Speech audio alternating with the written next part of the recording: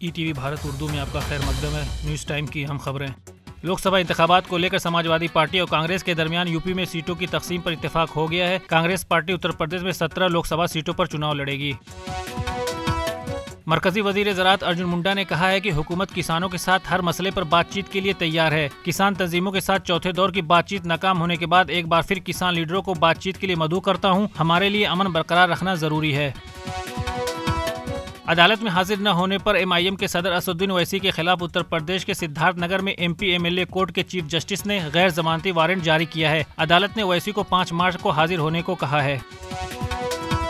کشمیر کے معروف سیاحتی مقام اور اسکینگ ریزارٹ گلمرگ میں کھیلو انڈیا ونٹرز گیم کے چوتھے ایڈیشن کا آغاز ہو چکا ہے۔ پیر تک جاری رہنے والے اس مقابلے میں 600 سے زائد ایتھلیٹ مختلف مقابلوں میں شرکت کر رہے ہیں۔ جموں کشمیر کے سابق وزیر اعلیٰ عمر عبداللہ کا کہنا ہے کہ معروف سیاحتی مقام گلمرگ میں اسکینگ کا بنیادی ڈھانچہ ویسا ہی ہے جیسا ان کے دور حکومت میں تھا۔ اس کو بہتر بنانے کے لیے حکومت نے کچھ بھی نہیں کیا۔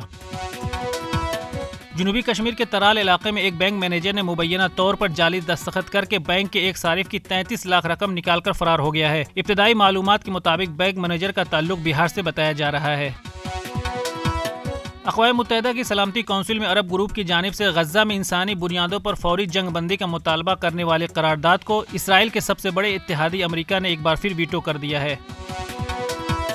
یونیسیف کی جانب سے جاری کردہ ایک رپورٹ میں انکشاف ہوا ہے کہ غزہ کے 95% گھرانوں میں بالغ افراد کھانا ترک کر چکے ہیں تاکہ یہ یقینی بنایا جا سکے کہ چھوٹے بچے کھانا کھا سکیں، جبکہ 65% خاندانوں کو دن میں صرف ایک وقت کا کھانا نصیب ہو رہا ہے۔